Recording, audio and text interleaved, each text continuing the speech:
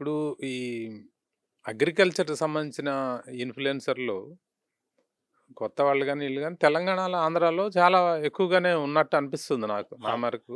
అయితే కొంతమంది కమర్షియల్ కంటెంటే జేస్తున్నారు. దానివల్ల గూడా వ్యూయర్స్‌కి కొన్నిటి మీద ఆహ్, అవర్షన్ వచ్చే అవకాశం కనపడతా ఉంది. అవును. అదొక రకమైన పెడధోరణులు గూడా నడుస్తున్నాయి. నిజంగా రైతులకు ఉపయోగపడతాయా? లేతే ఆ వ్యాపారస్తులకు ఉపయోగపడతాయా? అనేలాగా మారే పరిస్థితులు గూడా ఉంటున్నాయి. అవును. దీని గురించి మీరేమంటారు? ఈ మధ్య అగ్రి ఇన్‌ఫ్లుయెన్సర్‌లందరితోటి స్టేట్ వైడ్‌గా 2 రాష్ట్రాల నుంచి ఒక మీటింగ్ గూడా మీరు ఆర్గనైజ్ చేశారు. అవును సార్. అది గూడా ఒక మంచి ప్రయత్నం. ఎందుకంటే వాళ్ళల్లో మార్పు ఏమైనా రావాలి, క్వాలిటీ పెరగాలంటే ఒక ప్రయత్నం చేయాలి. ఆ దిశగా మీరు చేస్తున్న ప్రయత్నం బావుంది. ఆ విషయాలు గూడా బ్రీఫ్‌గా ఏమన్నా అదే సార్. అయితే ఈ వ్యవసాయం కొనసాగాలంటే వ్యవసాయ అనుబంధ వ్యాపారాలు ఖచ్చితంగా కొనసాగాలి. హ్మ్. ఏవి ఇప్పుడు ఒక ఎరువులు గానీ, యంత్రాలు గానీ, పురుగు మందులు గానీ, విత్తనాలు గానీ ఇవన్నీ గూడా వ్యవసాయం కొనసాగడంలో భాగమైన అంశాలే. హ్మ్. రైతుకు ఆ విషయాలు గూడా తెలియాల్సిన అవసరం కూడా ఉంది. కాకపోతే ఇది చాలా బ్యాలెన్స్‌డ్‌గా చేయాల్సిన బాధ్యతతో కూడినటువంటి అవును. పని.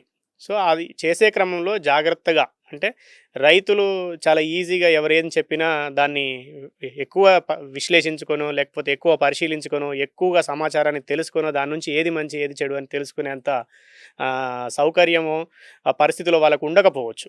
కాబట్టి ఒక విషయం ఏదైనా వేరే ఎవరి ద్వారా అయినా తెలిసింది అంటే ఇది ఇది మంచిదే ఖచ్చితంగా అని అనుకునే ప్రమాదం కూడా ఉంటుంది. వాళ్ళు గుడ్డిగా నమ్ముతారని నమ్మి దాన్ని ఫాలో అయితే నష్టపోయే ప్రమాదం ఉంటుంది. కాబట్టి దానికి 1కి 2 సార్లు ఎవరైనా ఇన్‌ఫ్లుయెన్సర్స్ నేనైనా, ఇంకెవరైనా, ఎవరైనా ఏదైనా అంశాన్ని చేయాల్సి వస్తే ఎందుకంటే ఖచ్చితంగా చేయకుండానైతే ఎవరి వల్ల కాదు. ఎందుకంటే ఒక ఒక పని కొనసాగాలి అనంటే దానికి ఇంధనమో, ధనమో ఏదో ఒకటి అవసరమే. సో, అది కావాల్సిన క్రమంలో కొన్ని పనులు చేస్తూ జాగ్రత్తగా చేయాల్సిన అవసరం అయితే చాలా ఉంది. అలాంటి జాగ్రత్తలను నేర్పాల్సిన బాధ్యత చాలా మందికి అంటే వ్యవసాయంలో ముఖ్యంగా వ్యవసాయ జర్నలిజంలో అనుభవం ఉన్న మీలాంటి వాళ్ళు గానీ, ఇంకెవరైనా పెద్దలు ఎవరున్నా వాళ్ళందరితో గూడా వాళ్ళకందరికీ చెప్పించాలి. మేము గూడా నేర్చుకోవాలన్న ఆలోచనతోటి ఆ కార్యక్రమం తీసుకున్నాం. అలాంటి కార్యక్రమాలు తీసుకుంటూనే వస్తున్నాం. ఆ యంత్రం కొత్తగా వచ్చిందనుకోండి. దాన్ని చెప్పాలి ఎవరో ఒకరు ఇదొచ్చిందని. కానీ దాంట్లో ఉన్న మంచిని, చెడ్డని అదే విధంగా దాంట్లో ఉన్న కష్ట నష్టాలని, దానివల్ల కలిగే లాభాల్ని గూడా వివరించి చెప్పగలిగినప్పుడు ఉపయోగం ఉంటుంది. జాగ్రత్తగా బ్యాలెన్స్‌డ్‌గా చేయాల్సిన అవసరం అయితే చాలా ఉంది. ఓకే. మీరు ఇతర రాష్ట్రాల్లోకి గూడా ఎళ్లి అక్కడ రైతుల్ని ఇంటర్వ్యూలు జేయడం అయి గూడా నేను మీ ఛానెల్‌లో కొన్ని చూసాను ఎపిసోడ్స్. మీరు మన తెలుగు రైతులకి, అక్కడ ఇతర రాష్ట్రాల రైతులకి ముఖ్యంగా కర్ణాటక, కేరళ గూడా కొన్నిసార్లు అవును. షూట్లు చేస్తున్నారు. ఏమన్నా డిఫరెన్స్ గమనించారా? కేరళకు లేదా? మనకు పూర్తి స్థాయిలో విభిన్నమైన పరిస్థితులున్నాయి సార్. అంటే వాతావరణం గాని, వాతావరణం భౌగోళికంగా మారిపోతుంది. గాని చాలా పంటలు మార్పు పంటల సరళి గూడా పంటల సరళి గూడా మారిపోతుంది. మారిపోతుంది. వాళ్ళకి మనం పోలిక పెట్టుకోవడం అనేది మనము యాహ్! యాహ్! సరికాదు. కర్ణాటక, మహారాష్ట్రాల్లో మనకు సరితూగే వాతావరణం ఉంటుంది.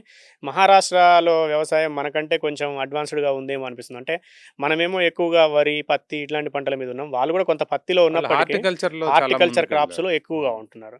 అయితే దానికి రైతుల ఏం ఆలోచన విధానం కారణం ఏంటంటారు? ప్రభుత్వ విధానాలు గూడా ప్రధానమైన కారణమే అని అనిపిస్తూ ఉంటుంది. ఎందుకంటే హ్మ్. ఒక మెషినరీ ఒక దేశానికి దిగుమతి చేసుకున్న తర్వాతనో, ఆ టెక్నాలజీ మన దగ్గరకొచ్చిన తర్వాతనో అన్ని రాష్ట్రాలకు ఒకే విధంగా ఎందుకు వ్యాప్తి చెందట్లేదు అంటే, ఆయా రాష్ట్రాల ప్రభుత్వాలు సరైన దృష్టి పెట్టకపోవడమా? దాన్ని పట్టించుకోకపోవడమా? ఈ విషయంలో తెలుగు రాష్ట్రాలు వెనకబడినాయంటారా? అంటే మిగిలిన రాష్ట్రాలతో పోల్చుకున్నప్పుడైతే కొంత వెనకబడ్డాయనైతే అదండి. ఒప్పుకోక తప్పదు. మహారాష్ట్రతో పోలిస్తే ఖచ్చితంగా తప్పదు. వెనకబడే ఉంటాం. సో, ఖచ్చితంగా మనము ఒక ప్రైవేట్ అంటే ఒక సౌకర్యాల విషయంలో తీసుకుంటే అక్కడెక్కడో ప్రపంచంలో వచ్చిన కొత్త కొత్త కార్లు ఏడాది, 2 ఏళ్లకే మన దేశంలో దిగుతూ ఉంటాయి. అక్కడెక్కడో ఐఫోన్ కొత్త మోడల్ వచ్చిందంటే మరుసటి రోజే మనకాడ అవైలబుల్ వస్తుంది మార్కెట్‌లోకి. కానీ అక్కడొచ్చిన వ్యవసాయంలో వచ్చిన టెక్నాలజీ మరి 6 నెలలకో, ఏడాదికో, 2 ఏళ్లకో కూడా రావట్లేదు ఎందుకు అనంటే కారణం ప్రభుత్వం అదే. కూడా దృష్టి పెట్టాలి కదా సార్ దాని దృష్టి మీద. పెట్టాలి. అవును. హ్మ్. సో, అలాంటిదైతే ఉంది ఖచ్చితంగా. ఓకే. సో, రైతుల వారీగా రైతులు ఇప్పుడు మనం అగ్రికల్చర్ ఎగ్జిబిషన్ చేస్తున్నాం. మన దగ్గర గూడా 2 రాష్ట్రాల్లో అప్పుడప్పుడు ప్రభుత్వ పరంగా గూడా జరుగుతూ ఉంటాయి. కానీ జరిగాయా లేదా అన్నట్టుగా జరుగుతుంటాయి తప్పితే అవి జరుగుతున్న విషయం తోటి రైతులకు తెలిసే విధంగా చేయడం లేదు. అది చెయ్యాలి. ఎక్కువ మందికి తెలియాలి. ఎక్కువ అంశాలు ఇక్కడ ఉన్నాయి రండి అని మోటివేట్ చేయాలి. వాళ్ళందరినీ అక్కడికి వస్తూ ఉంటే ఎక్కువ మందికి తెలిసేలాగా చేస్తూ ఉంటే ఇప్పుడు నేను చేస్తున్న విషయం చాలా మందికి తెలుస్తుంది. ఎందుకంటే నాకొక సోషల్ మీడియా ప్లాట్‌ఫార్మ్ ఉంది. కాబట్టి మనం ప్రయత్నం చేస్తున్నాం. అవును. సో, మనం చెప్పేవాళ్ళు ఎంతమంది ఉంటారు?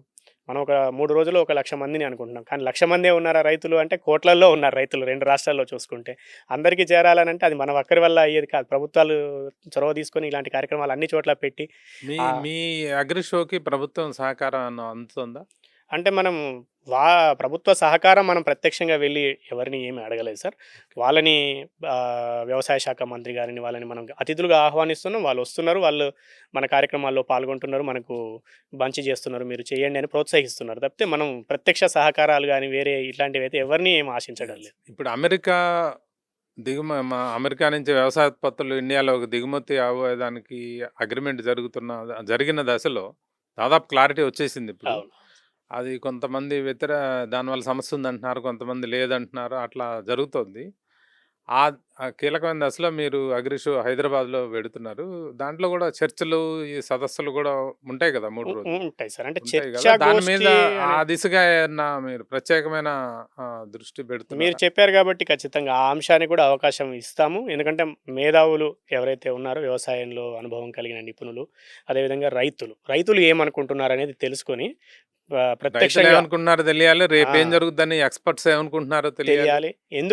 తీసుకొస్తే ఎందుకు బావుంటుంది అనేది రైతుకు చెప్తే ఆయనకు అర్థం చేసుకొని బావుంటుందా? లేకపోతే ఆయన చెప్పేది విని హ్మ్. లేదు నిజంగా ఇతను రైతు క్షేత్రస్థాయిలో ఉన్నారు. ఆయన చెప్తున్నది ఈ విధంగా ఉంది. అంటే ఇది తనకి నష్టం చేసే పరిస్థితి ఉంది. ఇది లేదా తీసుకొస్తే అనేది అతను సహేతుకమైన కారణం చెప్తున్నాడు. నిజమైన కారణం చెప్తున్నాడు అంటే దాన్ని అర్థం చేసుకోగలిగే చర్చా కార్యక్రమాన్ని కూడా మనం ప్లాన్ చేద్దాం. కాకపోతే ఇప్పటికేమనుకున్నామంటే ఒక రోజుకి 1, 2, 3 అంశాల మీద ఒకరోజు పట్టుపురుగుల పెంపకం మీద ఒక సమగ్రమైన అవగాహన కల్పించాలి. ఒక సెషన్‌లో తేనెటీగల పెంపకం మీద సమగ్రమైన అవగాహన కల్పించాలి. ఇప్పటికే చేస్తున్న వాళ్ళు, దానికి సంబంధించిన శాస్త్రవేత్తలు, దానికి సంబంధించిన అధికారులు ఎవరైతే ఉంటారో లేదా రైతులు ఎవరైతే ఉంటారో వాళ్ళని పిలిపించి వాళ్ళ అనుభవాలను అక్కడ చెప్పించాలి అనే ప్రయత్నం చేస్తున్నాం. పశుపోషణ, చిన్న జీవాల ఆ! పెంపకం ఇయన్నీ జీవాల కూడా పెంపకం. చాలా ఎక్కువ ఆదాయం వచ్చేవి. అవునవును. పంటల మీద 3% మించి పెద్దగా లేదు. ఆదాయం రావట్లేదు. 7, 8% ఆదాయం దీని మీదే దీని వస్తుంది. మీదే ఉంది. కాబట్టి వీటి మీద జీవాల దృష్టి పెంపకం, పెట్టాల్సిన అవసరం. పాడి, అది మెషినరీ అదంతా యాంత్రీకరణ అదంతా మంచిదే. హ్మ్. బావుంది. అది గూడా ప్లాన్ చేస్తున్నాం. ఒక ఆ! సెమినార్ ఏరియాని డెవలప్ చేసి అవి చేస్తున్నాము. సో, తర్వాత రైతు బడి అకాడమీ ద్వారా కూడా ఇవన్నిటిని మళ్ళీ ఇంకెక్కువ శాతం తీసుకురావాలి. ఎక్కువ మంది రైతులకు గూడా ఇలాంటి శిక్షణ కార్యక్రమాలు కొనసాగాలి అదే. అనేది. సాక్షి టీవీ ప్రసారాలను నిలిపివేయడం చట్టరీత్యా నేరం. సాక్షి టీవీ ప్రసారాల కోసం మీ స్థానిక కేబుల్ ఆపరేటర్ని వెంటనే సంప్రదించండి. DTHలో ఇంటర్నెట్లో కూడా సాక్షి టీవీ ప్రసారాలను వీక్షించవచ్చు.